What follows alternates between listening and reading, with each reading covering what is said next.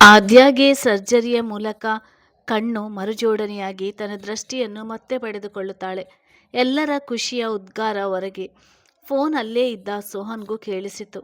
ಕರೆ ಕಡಿತಗೊಳಿಸಿ ಬಂದವನಿಗೆ ತಂಗಿ ಮತ್ತು ಗೆಳೆಯ ಒಬ್ಬರಿಗೊಬ್ಬರು ಅಲಂಗಿಸಿಕೊಂಡು ಆನಂದ ಬಾಷ್ಪ ಹರಿಸುವುದು ಕಂಡು ಅರ್ಥೈಸಿಕೊಂಡವ ಅವರ ಬಳಿ ಓಡಿದ.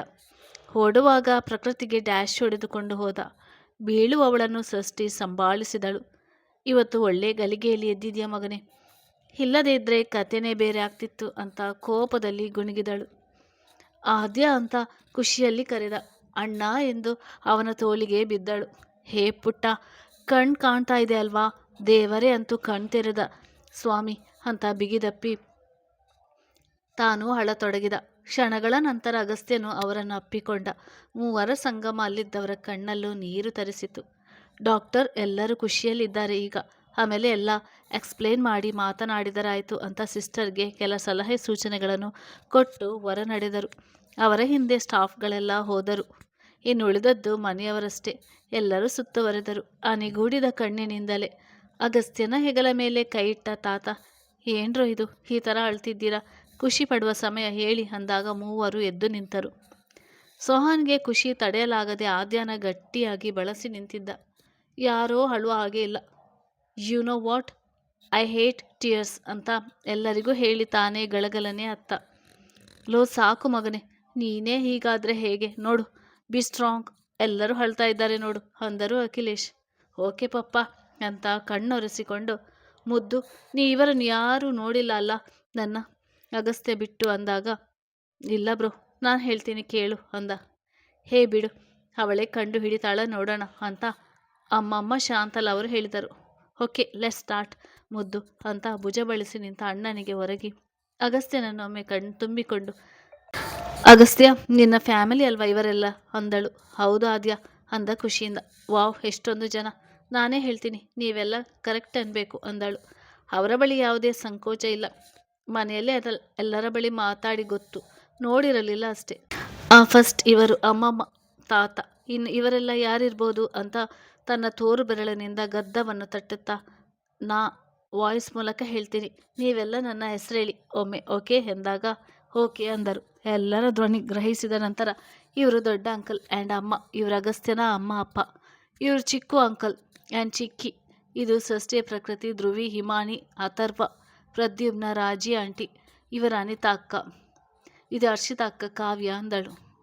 ಮತ್ತು ಅಖಿಲೇಶ್ ಭಾರತಿಯವರಡೆಗೆ ತಿರುಗಿ, ಇದು ಬ್ರೋನ ಅಪ್ಪ ಅಮ್ಮ ಅಂದಳು.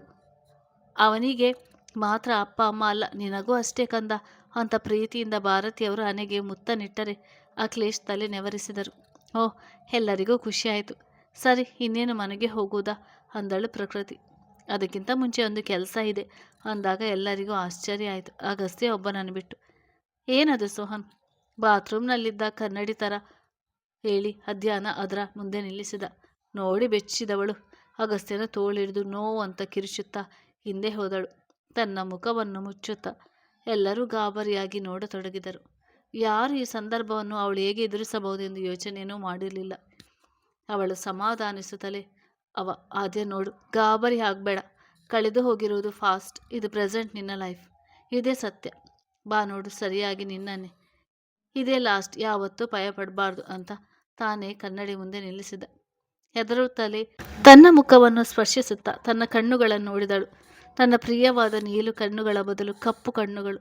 ಸಡನ್ನಾಗಿ ತನ್ನ ಮುಖದಲ್ಲಿ ಸುಮಾರು ಬದಲಾವಣೆಯಾಗಿದೆ. ಡಾಕ್ಟರ್ 90% ಅಷ್ಟು ತಮ್ಮ ಶಕ್ತಿ ಮೀರಿ ಪ್ರಯತ್ನಿಸಿದ್ದರೂ ಕೂಡ ಕೆಲವೊಂದು ಬದಲಾವಣೆ ಎದ್ದು ತೋರುವುದು ನಿಜ. ಜೊತೆಗೆ ಕಣ್ಣುಗಳು ಬದಲಿರುವುದು ನೆನೆದು ಅತೀವ ಸಂಕಟವಾದಂತೆ ಆಯಿತು. ಪಕ್ಕದಲ್ಲೇ ಇದ್ದ ಬೆಡ್ಡಿನ ಮೇಲೆ ಕುಳಿತು ಕಣ್ಮುಚ್ಚಿದಳು. ವಿಷಯ ತಿಳಿದಿರುವುದು ಮೊದಲೇ, ಆದರೆ ಕಣ್ಣಾರೆ ಕಂಡ ಮೇಲನೆ ನಿಜಾಂಶ ತಿಳಿದು ಅರಗಿಸಿಕೊಳ್ಳುವಂಥದ್ದು ಒಂದೇ ದಿನದಲ್ಲಿ ಒಪ್ಪಿಕೊಳ್ಳುವ ಹಾಗೆ ಇಲ್ಲ. ನಿಜನಾ?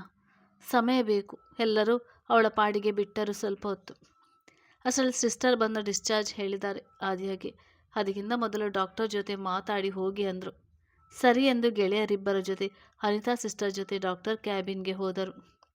ಬನ್ನಿ ಅಂತ ಒಳಗೆ ಕರೆದು ಡಾಕ್ಟರ್, ನೋಡಿ, ಇವಾಗಷ್ಟೇ ದೃಷ್ಟಿ ಬಂದಿದೆ ಅಂತ ಮಾತ್ರಕ್ಕೆ ಎಲ್ಲ ಸರಿ ಹೋದ ಹಾಗೆ ಅಲ್ಲ, ಇನ್ನು ಕೆಲವು ದಿನ ಚೆನ್ನಾಗಿ ಅಬ್ಸರ್ವೇಷನ್ ಮಾಡಬೇಕಾಗುತ್ತೆ. ಕೆಲವೊಂದು ಡ್ರಾಪ್ಸ್ಗಳಿವೆ, ಐ ಕ್ರೀಮ್ಗಳಿವೆ, ಬರೆದಿದ್ದೀನಿ, ಕರೆಕ್ಟ್ ಟೈಮ್ ಫಾಲೋ ಮಾಡಿ ಅಂದರು.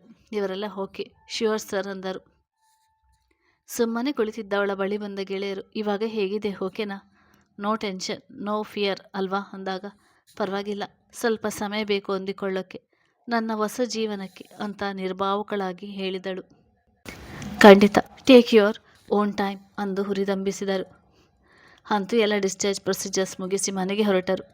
ಅಗಸ್ತ್ಯ, ನಾನೇ ಡ್ರೈವ್ ಮಾಡ್ತೇನೆ ಕುಳಿತು. ಎದುರಿನ ಸೀಟಲ್ಲಿ ತಾತ ಶ್ರೀಕಂಠರು ಕುಳಿತರೆ, ಹಿಂದೆ ಸೋಹಾನ್, ಆದ್ಯ, ಅಮ್ಮಮ್ಮ ಶಾಂತಲ ಕುಳಿತರು. ಆದ್ಯ ಅಣ್ಣನ ತೋಳಿಗೊರಗಿ ಅವನ ಕೈ ಹಿಡಿದು ಕುಳಿತಿದ್ದಳು. ಸೋಹಾನ್ ಕಾಮಿಡಿ ಮಾಡಿ ನಗಿಸ್ತಿದ್ದ. ಡ್ರೈವ್ ಮಾಡುತ್ತಲೇ ಮನದರಿಸಿ ಎದುರಿನ ಮಿರರನ್ನು ಸರಿಯಾಗಿ ಕಾಣುವಂತೆ ಇಟ್ಟ. ಬ್ರೋನ ಮಾತಿಗೆ ನಗುವ ಗೆಳತಿಯ ನೋಡಿ ಒಳಗೊಳಗೆ ಪುಳಕ. ಅದೆಷ್ಟು ಬಾರಿ ನೋಡ್ತಿದ್ದನು. ಕಡೆಗೆ ಸೋಹಾನ್ ಕೆಮ್ಮಿ, ಕಷ್ಟ ಆದರೆ ಹೇಳು, ನಾನೇ ಡ್ರೈವ್ ಮಾಡ್ತೀನಿ ಅಂದಾಗಲೇ ರೋಡಿನಡೆಗೆ ದೃಷ್ಟಿ ಇಟ್ಟ. ಶಾಂತಲಾ ಮ್ಯಾನ್ಷನ್ ಎಂಟ್ರೆನ್ಸ್ ಗೇಟ್ ತೆರೆಯುತ್ತಿದ್ದಂತೆ ಆದಿಯಾಗೆ ಎಲ್ಲೋ ಅರಮನೆಗೆ ಹೋಗುವಾಗೆ ಕಟ್ಟಿತು. ಹಬ್ಬ, ರಾಶಿ ಹೂವಿನ ಗಿಡಗಳು, ಎಲ್ಲಿ ನೋಡಿದರೂ ಹಚ್ಚ ಹಸಿರು, ಸಾಲಾಗಿ ನಿಂತ ಕಾರುಗಳು. ತಾವಿದ್ದ ಕಾರ್ ನಿಂತಾಗ ಇಳಿದು ಎದುರಿಗೆ ಅಮೃತಶಿಲೆಯಿಂದ ನೀರು ಧುಮ್ಮಿಕ್ಕುವುದು ಕಂಡು ಖುಷಿಯಾಗಿ ನೋಡುತ್ತಾ ನಿಂತಳು. ಆದ್ಯ, ಬಾ ಅಂತ ಬ್ರೋ ಕರೆದಾಗಲೇ ಎಚ್ಚೆತ್ತು ಅವನೆಡೆಗೆ ತಿರುಗಿ ಮನೆಯ ಮುಖ್ಯ ದ್ವಾರದ ಕಡೆ ಬಂದಳು. ಬಂಗಲೆ ನೋಡಿ ದಂಗಾಗಿದ್ದಳು. ಆಗಲೇ ಸಂಜೆಯಾಗುತ್ತಿದ್ದರಿಂದ ಮನೆಯೆಲ್ಲ ಲೈಟ್ಸ್ಗಳು ಉರಿಯುತ್ತಿದ್ದವು. ದ್ವಾರದ ಬಳಿ ಆದ್ಯನ ನಿಲ್ಲಿಸಿ ಆರತಿ ಬೆಳಗಲು ಮನೆಯ ಹೆಂಗಸರು ರೆಡಿಯಾದರೆ ಇವಳ ಕಣ್ಣಿನಿಂದ ಕಣ್ಣೀರು ಯಾಕೋ ಇಳಿಯಲು ಅವನಿಸುತ್ತಿತ್ತು. ಆದರೆ ಅವರೆಲ್ಲರ ಪ್ರೀತಿ ತುಂಬಿದ ಮುಖ ಕಂಡಾಗ ಕಣ್ಣೀರು ಅಲ್ಲಿಯೇ ಬತ್ತಿ ಹೋದಂತೆ ಒಳ ಸರಿಯಿತು. ಆರತಿ ಬೆಳಗಿ ಹಣೆಗೆ ಬೊಟ್ಟನಿಟ್ಟು ಅಮ್ಮಮ್ಮ ದೃಷ್ಟಿ ತೆಗೆದಾದ ಮೇಲೆ, ಮುಸ್ಸಂಜೆ ಹೊತ್ತು ಶುಕ್ರವಾರ, ಇವತ್ತು ಮಹಾಲಕ್ಷ್ಮಿಯಾಗಿ ಬರ್ತಾ ಇದೆಯಾ, ಬಲಗಾಲಿಟ್ಟು ಒಳಗೆ ಬಾ ಅಮ್ಮ ಅಂದರು. ಇವಳು ಮಂತ್ರ ಮುಗ್ಧಳಂತೆ ಅವರು ಹೇಳಿದ್ದಕ್ಕೆ ತಲೆ ಆಡಿಸಿ ಬಲಗಾಲಿಟ್ಟು ಒಳ ಬಂದಳು. ಮೈಯೆಲ್ಲ ಶಕ್ತಿಯೆಲ್ಲ ಸೋರಿ ಹೋದಂತೆ ಆಯಿತು. ಬಲಕ್ಕಾಗಿ ಅಣ್ಣನ ಆಸರೆ ವಹಿಸಿದಳು. ಇನ್ನಷ್ಟು ಚೆನ್ನಾಗಿದ್ದವಳು ಯಾಕೆ ಸುಸ್ತಾದಂತೆ ಇದ್ದಾಳೆ ಅಂತ ಗೆಳೆಯರಿಬ್ಬರಿಗೂ ಅನಿಸಿತು. ಸುಸ್ತಾಗೇ ಇದ್ಯಾ ಆದ್ಯಾ ಅಂತ ಅಗಸ್ತ್ಯ ಕಲಕಳಿಯಿಂದ ಕೇಳಿದ, ಕಾರಣ ತಿಳಿಯದೆ. ಅವಳಿಗೆ ಅಲ್ಲಿಂದ ಒಮ್ಮೆ ಎಲ್ಲಿಯಾದರೂ ದೂರ ಸರಿದು ಜೋರಾಗಿ ಅಳಬೇಕೆನಿಸಿತು. ಅವಳ ಮನದಲ್ಲಿ ಎದ್ದ ಏನೋ ಕೋಲಾಹಲವೊಂದು ಅವಳ ನೆಮ್ಮದಿ ಕೆಡಿಸಿತು. ಅವಳ ಸುಸ್ತಾದ ಮುಖ ನೋಡಿ ರೋಹಿಣಿಯವರು ಅಡಿಗೆಯವರಿಗೆ ಹೇಳಿ ಬೇಗ ಅವಳಿಗೆ ತಿನ್ನಲು ಏನಾದರೂ ತರಲು ಹೇಳಿದರು. ಸಿಹಿಯಾದ ಪೊಂಗಲನ್ನು ಅವಳ ಬಾಯಿಗೆ ತಾವೇ ತುತ್ತಿಟ್ಟರು. ರೋಹಿಣಿ ಪಕ್ಕದಲ್ಲಿ ಸುಹಾಸಿನಿಯವರು ಒಂದು ಲೋಟದಲ್ಲಿ ಹಾಲು ಹಿಡಿದು ನಿಂತಿದ್ದರು. ಮಕ್ಕಳೆಲ್ಲ ಅವಳ ಅಕ್ಕಪಕ್ಕನೆ ಕುಳಿತಿದ್ದರು. ದೊಡ್ಡವರೆಲ್ಲ ಅಲ್ಲಲ್ಲಿ ನಿಂತು ಅವಳನ್ನು ಗಮನಿಸುತ್ತಿದ್ದರು. ಎಲ್ಲರ ಮುಖದಲ್ಲಿ ತಾಂಡವಾಡುತ್ತಿದ್ದ ಖುಷಿ. ತಮ್ಮ ಮನೆಯ ಸದಸ್ಯರೊಬ್ಬರು ಹುಷಾರಾಗಿ ಮನೆ ಸೇರಿದ್ದಾರೆ ಅನ್ನುವಷ್ಟು ಸಂತಸ ಎದ್ದು ತೋರುತ್ತಿತ್ತು. ಬ್ರೋ ಮತ್ತು ಗೆಳೆಯ ಇಬ್ಬರು ಒಬ್ಬರಿಗೊಬ್ಬರು ಭುಜ ಬಳಸಿ ನಿಂತು ಇವಳನ್ನೇ ನೋಡುತ್ತಿದ್ದರು. ಕಣ್ಣಿಲ್ಲದ ದಿನಗಳಲ್ಲಿ ಯಾರನ್ನು ನೋಡಿರಲಿಲ್ಲ. ಅವರ ಪ್ರೀತಿಯ ಮಾತುಗಳಷ್ಟೇ ಕೇಳಿಸುತ್ತಿತ್ತು ವಿನಃ ಬಾಹ್ಯವಾಗಿ ಇವತ್ತೇ ನೋಡುತ್ತಿರುವುದು. ಆದರೂ ಎಷ್ಟೋ ಪ್ರೀತಿ ಒಬ್ಬರ ಮುಖದಲ್ಲೂ ಬೇಸರ ಇಲ್ಲ. ನಾ ಯಾರು, ಇವರ್ಯಾರು, ಆದರೂ ಯಾಕಿಷ್ಟು ಅಕ್ಕರೆ ನನ್ನ ಮೇಲೆ? ದುಃಖ ತಡೆಯಲಾಗದೆ ಬಿಕ್ಕಿದಳು ಒಮ್ಮೆ. ಯಾಕಮ್ಮ, ಏನಾಯಿತು? ಖಾರ ಇದೆಯಾ? ಇದು ಸ್ವೀಟ್ ಪೊಂಗಲ್ ಅಂತ ಆತಂಕದಿಂದ ಕೇಳಿದ ರೋಹಿಣಿ ತಾವು ಒಂದು ಸ್ಪೂನ್ ತಿಂದರು. ಸಿಹಿಯಾಗಿ ಇದೆಯಲ್ವಾ? ಮತ್ತ್ಯಾಕೆ ಅಳ್ತಿದ್ಯಾ ಪುಟ್ಟ? ಏನಿಲ್ಲ, ಗಂಟಲಲ್ಲಿ ಸಿಕ್ಕಿದಾಗೆ ಆಯಿತು. ತಗೋ ಹಾಲು ಕುಡಿ ಪುಟ್ಟ ಅಂತ ಸುಹಾಸಿನಿ ಕುಡಿಸಿದರು. Thank you madam. ಸಾಕು, ಹೊಟ್ಟೆ ತುಂಬಿ ತಂದಾಗ. ಮೇಡಮ್ ಪದ ಕೇಳಿ ಅಕ್ಕ ತಂಗಿ ಇಬ್ಬರು ಮುಖ ನೋಡಿಕೊಂಡರು. ಅಮ್ಮ ಚಿಕ್ಕಿ ಅಂತ ಬಾಯಿ ತುಂಬ ಕರಿತಾ ಇದ್ದಳು ಇಬ್ಬರನ್ನು. ಇವತ್ತು ಮೇಡಮ್ ಅಂದಾಗ ಅರಗಿಸಿಕೊಳ್ಳಲಾಗಿರಲಿಲ್ಲ. ಆದರೂ ಸುಧಾರಿಸಿಕೊಂಡು ಇನ್ನು ಸ್ವಲ್ಪ ತಿನ್ನು ಅಂತ ಪೂರ್ತಿಯಾಗಿ ತಿನ್ನಿಸಿದರು. ಅವಳ ಬದಲಾದ ವರ್ತನೆ, ಮಂಕಾದ ಮುಖ ನೋಡಿ ಎಲ್ಲರಿಗೂ ಆಶ್ಚರ್ಯವಾಯಿತು. ಆದರೂ ಯಾರೂ ತೋರ್ಪಡಿಸಿಕೊಳ್ಳಲಿಲ್ಲ. ಅನಿತಾ ಅವರು ಬಾ ರೂಮ್ಗೆ ಹೋಗೋಣ ಅಂತ ಲಿಫ್ಟಲ್ಲಿ ಕರೆದೊಯ್ದರು. ಅವಳೊಮ್ಮೆ ಹಿಂತಿರುಗಿ ಎಲ್ಲರನ್ನು ನೋಡಲು ಅವರೆಲ್ಲರ ನೋಟ ಅವಳ ಮೇಲೆ ಇರುವುದು ಕಂಡು ಕತ್ತು ಬಗ್ಗಿಸಿ ನಡೆದಳು. ಎಲ್ಲರೂ ಯಾಕೆ, ಏನಾಯಿತು ಅಂತ ಒಬ್ಬರಿಗೊಬ್ಬರು ಮಾತಾಡಿಕೊಂಡರು. ಏ ಸೋಹಾನ್, ನೀನೇ ಏನೋ ತರಲೆ ಮಾಡಿದ್ಯಾ? ಇಲ್ಲಾಂದರೆ ಅಷ್ಟು ಖುಷಿಯಾಗಿದ್ದವಳು ಯಾಕೆ ಡಲ್ಲಾದ್ಲು? ಅಯ್ಯೋ ದೇವ್ರಾಣೆ, ನಾನು ಏನು ಮಾಡಿಲ್ಲ, ಖುಷಿಯಾಗೇ ಇದ್ಲು. ಮನೆಗೆ ಬರ್ತಿದ್ದಾಗೆ ಮಂಕಾದ್ಲು. ಬಹುಶಃ ಅಮ್ಮನ ನೆನಪಾಗಿರಬೇಕು ಅಂದ. ಎಲ್ಲರಿಗೂ ಹಾಗೆ ಅನಿಸಿದರು. ಅಗಸ್ತ್ಯನಿಗೆ ಡೌಟ್. ವಿಷಯ ಅದಲ್ಲ ಅಂತ ಏನೋ ಯೋಚಿಸ್ತಿದ್ದ. ಸರಿ, ಎಲ್ಲ ಹೋಗಿ ಫ್ರೆಶ್ ಆಗಿ ಬನ್ನಿ, ದೇವರಿಗೆ ಪೂಜೆ ಮಾಡೋಣ ಅಂತ ಶ್ರೀಕಂಠ ತಾತ ಅಂದರು. ಎಲ್ಲ ತಮ್ಮ ತಮ್ಮ ರೂಮಿಗೆ ಹೋಗಿ ಫ್ರೆಶ್ ಆಗಿ ಬಂದರು. ಆದ್ಯನೂ ಬಂದಳು. ಅಮ್ಮಮ್ಮ ಉರಿಸಿದ ಅಖಂಡ ಜ್ಯೋತಿ 3-4 ದಿನದಿಂದ ಹಾಗೇನೆ ಉರಿಯುತ್ತಿತ್ತು. ಎಣ್ಣೆ ಖಾಲಿಯಾದಾಗ ನೋಡಿಕೊಂಡು ಎಣ್ಣೆ ಬಿಡುತ್ತಿದ್ದರಿಂದ ಏನೂ ಆಗಿರಲಿಲ್ಲ. ದೇವರೇ, ನಿನ್ನ ದಯೆಯಿಂದ ಎಲ್ಲ ಸರಿಯಾಗಿದೆ. ನಮ್ಮ ಮನೆ ಮಗು ಹುಷಾರಾಗಿ ಮತ್ತೆ ಮನೆ ಸೇರಿದೆ. ಹೀಗೇನೆ ನಿಮ್ಮ ಆಶೀರ್ವಾದ ಸದಾ ನಮ್ಮ ಮೇಲಿರಲಿ ಅಂತ ಕೇಳಿಕೊಂಡರು ದೊಡ್ಡವರೆಲ್ಲ. ಇನ್ನು ಮಕ್ಕಳೆಲ್ಲ ಆದ್ಯನ ಜೊತೆಗೆ ತಮ್ಮ ತಮ್ಮ ಫೇವ್ರೆಟ್ಸ್ ಗೇಮ್ ಆಡಲು ತುದಿಗಾಲಲ್ಲಿ ನಿಂತಿದ್ದರು. ಅವಳ ಇಷ್ಟಗಳೆಲ್ಲ ತಿಳಿದುಕೊಂಡಿದ್ದರು ಮೊದಲೇ. ಇನ್ನು ಹುಡುಗಿಯರು ತಮ್ಮ ಫೇವ್ರೆಟ್ ಬಟ್ಟೆಯಿಂದ ಹಿಡಿದು ನೈಲ್ ಪಾಲಿಶ್ ತನಕ ತೋರಿಸಲು ರೆಡಿಯಾಗಿದ್ದರು. ಇದೆಲ್ಲರ ಮಧ್ಯೆ ಅಗಸ್ತ್ಯ ಮೌನವಾಗಿ ಇದ್ದ. ಅವನಿಗೆ ಯಾಕೋ ಏನೋ ಸರಿಯಿಲ್ಲ ಅನಿಸ್ತಿತ್ತು. ಕಾರಣ ಏನಿರ್ಬೋದು? ಅಕ್ಕ ಬನ್ನಿ, ಮನೆ ನೋಡುವಿರಂತೆ ಅಂತ ಪ್ರಕೃತಿ ಸೃಷ್ಟಿ ಅಂದಾಗ ಮೌನವಾಗಿ ಹಿಂಬಾಲಿಸಿದಳು. ಅವಳಾಗಲೇ ಕಣ್ಣಿನಿಂದ ಮನೆ ಅಲೆದಿದ್ದಳು. ಮನೆಯೊಳಗೆ ರೌಂಡ್ ಆಕಾರದಲ್ಲಿತ್ತು. ಕೆಳಗಿನಿಂದ ಮೇಲೆ ನೋಡಿದರೆ 3ನೇ ಫ್ಲೋರ್ ತನಕ ತೋರುತ್ತಿತ್ತು. ಮತ್ತೆ ಹೊಳ ಹೋದಂತೆ ಇನ್ನಷ್ಟು ಮಂಕಾದಳು. ಆಧುನಿಕ ಶೈಲಿಯ ಡೈನಿಂಗ್ ಟೇಬಲ್, ಫ್ಲೋರ್ಗೊಂದು ಕೂತ್ಕೊಳ್ಳುವ ಸೋಫಾ ಸೆಟ್ಗಳು, lift, indoor games and gym ಒಂದು ಕಡೆ. ಅಡುಗೆ ಮನೆ ಅಂತೂ ನೋಡಿದರೇ ಹೊಟ್ಟೆ ತುಂಬುವ ಹಾಗೆ ಇತ್ತು. ಇನ್ನು ಮಾಸ್ಟರ್ ಬೆಡ್ರೂಮ್ಗಳು ಒಂದೊಂದನ್ನು ಮೀರಿಸುವ ಹಾಗೆ ಇತ್ತು. ಕೊನೆಯದಾಗಿ ಇದು ಅಗಸ್ತ್ಯನ ರೂಮ್ ಎಂದು ಸೃಷ್ಟಿ ತೋರಿಸಿದಳು. ಎಷ್ಟು ಪ್ರಶಾಂತವಾಗಿದೆ ರೂಮ್. ನೆಮ್ಮದಿಯ ಭಾವ ಅವನಂತೆಯೇ ಸುಂದರವಾಗಿತ್ತು. ಅವನ ಅಭಿರುಚಿಗಳು ಎದ್ದು ಕಾಣುತ್ತಿದ್ದವು. ಇದನ್ನೆಲ್ಲ ನೋಡಿ ರೂಮಿಗೆ ಹೋಗಿ ತಲೆ ಹಿಡಿದುಕೊಂಡು ಕೂತಳು. ಅವಳ ಅನ್ಯಮನಸ್ಕತೆಯನ್ನು ಗಮನಿಸಿದ ಗೆಳೆಯರಿಬ್ಬರು ಅವಳಿದ್ದ ರೂಮಿಗೆ ಬಂದರು. ಅನಿತಾ ಸಿಸ್ಟರ್ ರೂಮಲ್ಲಿ ಇರಲಿಲ್ಲ. ಇವರಿಬ್ಬರು ಬಂದೊಡನೆ ಎದ್ದು ನಿಂತಳು. ದಡಕ್ಕನೆ ಬ್ರೋ ಅಂದಳಷ್ಟೇ. ಯಾಕೆ ಈ ಥರ ಇದ್ಯಾ? ಏನಾಯಿತು? ಏನಿಲ್ಲ, ಸುಸ್ತಿದೆ ಅಷ್ಟೇ. ಅಗಸ್ತ್ಯ ನೋಡಿ ಏನು ಹೇಳಲಾಗದೆ ಬನ್ನಿ ಕುಳಿತುಕೊಳ್ಳಿ ಅಂದಳು. ಅದ ಕೇಳಿ ಇಬ್ಬರು ಸ್ತಬ್ಧರಾಗಿ ನಿಂತರು. ಯಾಕೆ ಈ ಥರ ಆಡ್ತಿದ್ಯಾ ಆದ್ಯಾ ಎಂದ ಅಗಸ್ತ್ಯ ಬೇಸರದಿಂದ. ಏನಿಲ್ಲಪ್ಪ, ನಾರ್ಮಲ್ ಆಗಿ ಇದ್ದೇನೆ ಅಂತ ನಗಲು ಪ್ರಯತ್ನಿಸಿದಳು. ಮತ್ತೆ ಇದೇನಿದು ಹೊಸದಾಗಿ ಬನ್ನಿ ಹೋಗಿ ಮೇಡಮ್ ಎಲ್ಲ? ಮೊದಲು ಹಿಂಗೆ ಇದೆಯಾ ಇಲ್ವಲ್ಲ ಅಂತ ತೀಕ್ಷ್ಣವಾಗಿ ಪ್ರಶ್ನಿಸಿದ. ಅವನ ನೋಟ ಎದುರಿಸಲಾರದೆ ಅದು ಇವಾಗ ಇದೇ ಸರಿ ಇದೆ ಅಂತ ಅಂದಳು ತಲೆ ತಗ್ಗಿಸಿ. ವಾಟ್ ನಾನ್ ಸೆನ್ಸ್, ಏನು ಮಾತಾಡ್ತಾ ಇದೆಯಾ ಗೊತ್ತಾ ಅಂದು ಮುಂದೇನು ಹೇಳಲಾಗದೆ ಸೀದಾ ರೂಮಿಂದ ಹೊರಗೆ ಹೋಗುವಾಗ ಕೋಪದಿಂದಲೇ ಕಾಲನ್ನು ನೆಲಕ್ಕೆ ಕುಟ್ಟಿ ಸೋಹನ್ ಹೆಡೆಗೆ ಪ್ರಶ್ನಾರ್ಥಕ ನೋಟ ಬೀರಿ ಹೋದ ಅಗಸ್ತ್ಯ. ಕೋಪ ಬಂದರೂ ಅವಳ ಜೊತೆ ಪ್ರದರ್ಶಿಸಲಾರ ಇವ. ಅವ ಹೋದ ಕೂಡಲೇ, ಏನು ಕಂದ ಇದು, ಮನೆಯವರೆಲ್ಲ ಬೇಸರದಲ್ಲಿದ್ದಾರೆ, ಈ ಥರ ಆಡೋದಕ್ಕೆ ಏನು ಪ್ರಾಬ್ಲಮ್ ಅಂತ ನನ್ನ ಜೊತೆನೇ ಹೇಳು ಎಂದ. ತಕ್ಷಣ ಅವನ ಎದೆಗೊರಗಿ, ನನಗಿಲ್ಲಿ ಭಯ ಆಗ್ತಿದೆ ಅಣ್ಣ. ಆಶ್ಚರ್ಯದಿಂದ, ಯಾಕೆ? ಇದು ಇವರನ್ನೆಲ್ಲ ನೋಡಿದರೆ ಎಷ್ಟು ಶ್ರೀಮಂತರು, ಸಾಮಾನ್ಯಳು ನಾನು. ಅವರೆಲ್ಲ ನನ್ನ ಚಾಕರಿ ಮಾಡೋದು ನೋಡೋಕ್ಕೆ ಕಷ್ಟ ಆಗ್ತಿದೆ. ಅಂದರೆ ಅರ್ಥ ಆಗದೆ ಕೇಳಿದ. ಹೇಗೆ ಹೇಳಲಿ ನಿಂಗೆ ಅಂತ ಬೆಡ್ ಮೇಲೆ ಕೂತು ಸಿಡಿಯುತ್ತಿರುವ ತಲೆ ಹಿಡಿದುಕೊಂಡಳು. ಬ್ರೋ ನೋಡಿದ್ಯಾ, ಈ ಮನೆಯವರೆಲ್ಲ ನನ್ನ ಎಷ್ಟು ಪ್ರೀತಿ ಮಾಡ್ತಾರೆ, ಎಷ್ಟು ಇಷ್ಟಪಡ್ತಾರೆ ಅಂತ. ಅದಕ್ಕೆಲ್ಲ ನಾನು ಯೋಗ್ಯಳಲ್ಲ. ಇವರೆಷ್ಟು ಶ್ರೀಮಂತರಣ್ಣ, ನಾನು ಸಾಮಾನ್ಯಳು. ರೋಹಿಣಿ ಅಮ್ಮ, ಸುಹಾಸಿನಿ, ಚಿಕ್ಕಿ ನನ್ನ ಮಕ್ಕಳಂತೆ ನೋಡಿದ್ದಾರೆ. ಇನ್ನು ಮಕ್ಕಳು ನನ್ನ ಅಕ್ಕ ಅಕ್ಕ ಅಂತ, ಅದೆಷ್ಟು ಅಕ್ಕರೆ. ಇನ್ನು ಅಂಕಲ್ಸ್ ನಾನು ಎಲ್ಲಿದ್ದರೂ ಬಂದು ಅದೆಷ್ಟು ಪ್ರೀತಿಯಿಂದ ಮಾತಾಡ್ತಾರೆ, ನಗಿಸ್ತಾರೆ.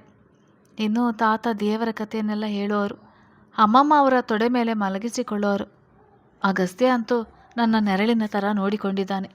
ನಾನು ಅದಕ್ಕೆಲ್ಲ ಅರ್ಹಳಲ್ಲ. ಅವರೆಲ್ಲ ನನ್ನ ಅಷ್ಟೊಂದು ಪ್ರೀತಿಯಿಂದ ನೋಡುವ ಅವಶ್ಯಕತೆಯಾದರೂ ಏನಿದೆ ಅಲ್ವಾ? ನಾ ಯಾರು ಅವರಿಗೆ ಗೊತ್ತೇ ಇಲ್ಲ. ಆದರೂ ಇಷ್ಟು ದೊಡ್ಡ ಮನೆಯವರು ನನಗೋಸ್ಕರ ಹಗಲು ರಾತ್ರಿ ಕಳೆದಿದ್ದಾರೆ. ಅದಕ್ಕೆಲ್ಲ ಯೋಗ್ಯತೆ ಬೇಕು. ಇಷ್ಟು ದಿನ ಅವರ ಹತ್ರ ಎಲ್ಲ ನನ್ನೆಲ್ಲ ಕೆಲಸವನ್ನು ಮಾಡಿಸಿಕೊಂಡಿದ್ದೀನಿ. ಈಗ ಅವರಿಗೆ ಮುಖ ತೋರಿಸೋಕ್ಕೂ ನಾಚಿಕೆ ಆಗ್ತಿದೆ ಅಣ್ಣ. ಇಂಥವುದು ಕೋಲಾಹಲ ಇವಳ ಮನದಲ್ಲಿದೆ ಅಂತ ಸೋಹನ್ಗೆ ತಿಳಿದಿರಲಿಲ್ಲ. ತನ್ನನ್ನೇ ದೂಷಿಸಿ ದುಃಖಿಸುವುದನ್ನು ಕಂಡು, ಪುಟ್ಟ ಈ ಥರ ಏನೂ ಇಲ್ಲ ಕಣೋ, ನಿನ್ನನ್ನು ಇಲ್ಲಿ ಅಯ್ಯೋ ಹಿಂಗಾಗಿದೆ ಅಂತ ಕನಿಕರದಿಂದ ನೋಡ್ತಾ ಇಲ್ಲ. ನಿನ್ನನ್ನು ಈ ಮನೆಯವರಂತೆ ಅಂದುಕೊಂಡು ನೋಡಿದ್ದಾರೆ. ಎಲ್ಲರೂ ತುಂಬ ಒಳ್ಳೆಯವರು ಆದ್ಯಾ. ಅವರೆಲ್ಲ ತಮ್ಮ ತುಂಬು ಮನಸ್ಸಿನಿಂದ ನೋಡಿದ್ದಾರೆ. ಎಲ್ಲರಿಗೂ ನೀನಂದರೆ ತುಂಬ ಇಷ್ಟ. ಇಂಥ ಕೀಳರಿಮೆ ಬೆಳೆಸ್ಕೋಬೇಡ ಪ್ಲೀಸ್. ಮನೆಯವ್ರಿಗೆ ಗೊತ್ತಾದರೆ ಬೇಸರ ಪಟ್ಕೊಳ್ತಾರೆ. ಇಲ್ಲಿ ಎಲ್ಲರೂ ಸಮಾನರು ಅಂತ ಕಾಣ್ತಾರೆ. ಅದರಲ್ಲೂ ಅಗಸ್ತ್ಯಂಗೆ ಬಡವ ಶ್ರೀಮಂತ ಅಂತ ಭೇದ ಭಾವ ಮಾಡಿ ಮಾತನಾಡುವುದಂದರೆ ಆಗೋಲ್ಲ. ಅವನು ತುಂಬ ಮೃದು ಸ್ವಭಾವದವನು. ಇದೆಲ್ಲ ಅವನ ಮುಂದೆ ಹೇಳಬೇಡ. ಸರಿ ಅಣ್ಣ ಎಂದು ತಲೆ ಆಡಿಸಿ, ಅಣ್ಣ ಅದು ನನ್ನ ಸರ್ಜರಿ ದುಡ್ಡು ಯಾರು ಪೇ ಮಾಡಿರೋದು ಅಂದಾಗ, ಅದೆಲ್ಲ ಯಾಕೆ ನಿಂಗೆ, ನಾವೆಲ್ಲ ಅದನ್ನು ಮ್ಯಾನೇಜ್ ಮಾಡ್ತೀವಿ, ಇನ್ನದಷ್ಟೇ ನೋಡು, ಆದ್ಯ ತಲೆ ಕೆಡಿಸ್ಕೊಳ್ಳೋದು ಬೇಡ ಅದಕ್ಕೆಲ್ಲ ಅಂದರು ಸುಮ್ಮನಾಗದೇ ಇದ್ದಾಗ. ಆದೇಶ್, ನಾನು, ಅಗಸ್ತ್ಯ ಮೂವರು ಖರ್ಚೆಲ್ಲ ನೋಡಿಕೊಂಡಿರೋದು ಅಂದ ಮತ್ತಷ್ಟು ಕುಗ್ಗಿದಳು.